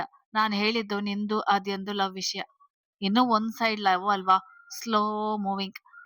ಅವಳ ಹೆಲ್ತ್ ಸರಿ ಇರ್ಲಿಲ್ಲ ಇಷ್ಟು ದಿನ. ಅವಳಿಗೇನಾದ್ರೂ ಪ್ರಪೋಸ್ ಮಾಡಿದ್ರೆ ಅವಳು ಖಂಡಿತ ಒಪ್ತಾ ಇರ್ಲಿಲ್ಲ. ಇವಾಗ ನಾ ಶ್ರೀಮಂತ ಅನ್ನುವ ದೊಡ್ಡ ಭೂತ ಬೇರೆ ಅವಳ ತಲೆ ಹೊಕ್ಕಿದೆ ಲೈಟ್ ಆಗಿ. ಅದಕ್ಕೆ ಬೇರೆ ತರನೇ ಯೋಚನೆ ಮಾಡ್ಬೇಕಂತ ದೀರ್ಘ ಉಸಿರೆಳ್ದ. ಜಾಸ್ತಿ ದಿನ ತಗೋಬೇಡ ಮಾರಾಯ. ಟ್ರೈನ್ ಹೋದ ಮೇಲೆ ಟಿಕೆಟ್ ತಕೊಂಡು ಏನ್ ಯೂಸ್ ಹೇಳು? ಸರಿ ಕಣೋ, ಆದ್ರೆ ನಿನ್ನ ಹೆಲ್ಪ್ ಬೇಕು. ಜರೂರ್ ಸರ್ ಅಂತ ಕಿಸಿದ. Good night tube light. ಮರುದಿನ ಬೆಳಿಗ್ಗೆ ಗಂಟೆ 7 ಆದರೂ ಗೆಳೆಯರಿಬ್ಬರು ಎದ್ದಿಲ್ಲ. ಪೂಜೆಗೂ ಹೋಗಿಲ್ಲ. ರೋಹಿಣಿ ಮತ್ತು ಸುಹಾಸಿನಿ ಇಬ್ಬರು ಆ ದಿನದ ಪೂಜೆಗೆ ತಯಾರಿ ಮಾಡುತ್ತಿದ್ದರು. ಅಮ್ಮಮ್ಮ, ತಾತ ಅವರು ಅಗಸ್ತ್ಯ ಹುಡ್ಕೊಂಡು ಅವರ ರೂಮಿಗೆ ಬಂದರು. ಈ ಕಡೆಯಿಂದ ಷಷ್ಠಿ, ಪ್ರಕೃತಿ, ಆದ್ಯ ಜೊತೆಯಾದರು. ರೂಮಿಗೆ ಬಂದರೆ ಇನ್ನೂ ಆಯಾಗಿ ನಿದ್ರಿಸುತ್ತಿರುವ ಗೆಳೆಯರು. ಷಷ್ಠಿ ಎಬ್ಬಿಸು ಅವರನ್ನು. ಸರಿ ಅಮ್ಮಮ್ಮ ಅಂತ 2-3 ಬಾರಿ ಎದ್ದೇಳಲಿಲ್ಲ. ಇವರು ಹೀಗೆ ಕರೆದ್ರೆ ಎದ್ದೇಳಲ್ಲ ಅಂತ ಪ್ರಕೃತಿ ಮಗ್ನಿಂದ ನೀರು ಹನಿಸಿದಳು ಮುಖದ ಮೇಲೆ. ಷಷ್ಠಿ ಎಷ್ಟೇ ಬೇಡವೆಂದರೂ ಕೇಳದೆ. ಮುಖಕ್ಕೆ ನೀರು ಬಿದ್ದಾಗ ಆಸ್ತಿಗೆ ಎಚ್ಚರಾಯಿತು. ಎದುರಿಗಿರುವವನ ನೋಡಿ ಹೌಹಾರಿದ. ಎಲ್ಲರೂ ಗುರಾಯಿಸಿಕೊಂಡು ನೋಡ್ತಾ ಇರುವುದು ಕಂಡು ಸಮಯ ನೋಡಿದ್ರೆ ಆಗಲೇ ಬೆಳಿಗ್ಗೆ 8. ಅವರೊಂದಿಗೆ ಏನೊಂದು ಮಾತನಾಡದೆ, ಲೋ ಸೋನು ಎದ್ದೇಳೋ, ಹೇಳುವುದು ಲೇಟ್ ಆಯ್ತು ಅಂತ ಮನೆಯವರೆಲ್ಲ ದಂಗೆ ಎದ್ದಿದ್ದಾರೆ ಕಣೋ ಎಂದ ಮೆತ್ತಗೆ. ಜಪ್ಪಯ್ಯ ಅಂದ್ರೂ ಎದ್ದೇಳಿಲ್ಲ. ಇವನ್ಗೆ ಹಿಂಗೆ ಹೇಳಿದ್ರೆ ಎದ್ದೇಳೋಲ್ಲ ಅಂತ ಪ್ರಕೃತಿ ಬ್ಲಾಂಕೆಟ್ ಎಳೆಯತೊಡಗಿದಳು. ಬಿಡು ಪ್ರಕೃತಿ ಎಂದರು ಕೇಳದೆ ಎಳೆದೇ ಬಿಟ್ಟಳು. ತಕ್ಷಣ ಕಂಡ ಸೀನ್‌ಗೆ ಹೆಣ್ಣು ಮಕ್ಕಳೆಲ್ಲರೂ ಕಣ್ಣು ಮುಚ್ಚಿಕೊಂಡರು. ಏನೋ ಮೊಮ್ಮಗನೇ ಇದು. ಅದು ತಾತ ನೈಟ್ ಸೆಕೆ ಜಾಸ್ತಿ ಇತ್ತು. ಎಸಿ ರಿಮೋಟ್ ಎಲ್ಲೋ ಮಿಸ್ ಆಗಿತ್ತು. ಅದಕ್ಕೆ ಹೆಂಗೆ ಮಲ್ಗಿರೋದು ರಾಗ ಹೇಳಿದ. 3/4 ಬರ್ಮುಡಾ ತೆಲ್ಲನೆಯ ಮೈಯೆಲ್ಲ ಕಾಣುವ ನೆಟ್ ಬನಿಯನ್ ಹಾಕಿಕೊಂಡಿದ್ರೆ ಸೋನು ಅಂತ ಬರೀ ಬರ್ಮುಡದಲ್ಲಿದ್ದ. ಅದು ಅವನ ಒಂದು ನೀಲ ಕಾಲು ಬೇರೆ ಸೊಂಟ ಮೇಲೆ ಇತ್ತು. ಅಷ್ಟರಲ್ಲಿ ಕೆಲಸದವರಿಗೆ ಸೋಫಾ, ಬಟ್ಟೆ, ಕರ್ಟನ್ ಎಲ್ಲ ಚೇಂಜ್ ಮಾಡ್ಬೇಕು, ಗೆಸ್ಟ್ ರೂಮ್ ಎಲ್ಲ ಕ್ಲೀನ್ ಮಾಡ್ಬೇಕಂತ ಸಲಹೆ ಸೂಚನೆಗಳನ್ನು ಕೊಡುತ್ತಾ ಬಂದರು ರೋಹಿಣಿ ಮತ್ತು ಸುಹಾಸಿನಿ ಅವರು. ಅವರು ಬಂದು ಸೀನ್ ನೋಡಿ ಬಾಗಿಲಲ್ಲೇ ನಿಂತು ಬಿಟ್ಟರು. ಕೆಲಸದವರಿಗೆ ಹೋಗಿ ಎಂದು ಕಳಿಸಿ ರೂಮ್ ಒಳಗೆ ಬಂದರು. ಸೋನು ಇನ್ನೂ ಒಳ್ಳೆ ನಿದ್ರೆಯಲ್ಲಿದ್ದ. ಅಗಸ್ತ್ಯ ಅವನ ಹೆಬ್ಬಿಸಿ ಸಾಕಾಗಿತ್ತು. ಇವ ಬಿಡಿಸಿಕೊಂಡದ್ದೆಲ್ಲ ಮತ್ತೆ ಬಳಸಿ ಮಲಗುತ್ತಿದ್ದ. ಏನೋ ಮಗನೇ ಅಂದ್ರೆ ಅಮ್ಮ ಎಂದು ಸಪ್ಪೆ ಮೊರೆ ಹಾಕಿದ. ಮನೆಯವರ ಮುಂದೆ ಈ ಸೀನ್ ಓಕೆ. ಆದ್ರೆ ಆದ್ಯ ಎಂದು ಅವಳೆಡೆ ನೋಡಲು ಬಾಯಿಗೆ ಕೈ ಅಡ್ಡ ಹಿಡಿದು ಸದ್ದಾಗದಂತೆ ನಗುತ್ತಿದ್ದಳು. ನನ್ನ ಮರ್ಯಾದೆ ಹೋಯಿತು. ಇವ ನೋಡಿದ್ರೆ ಹಿಂಗೆ ಮಲಗಿದಾನೆ.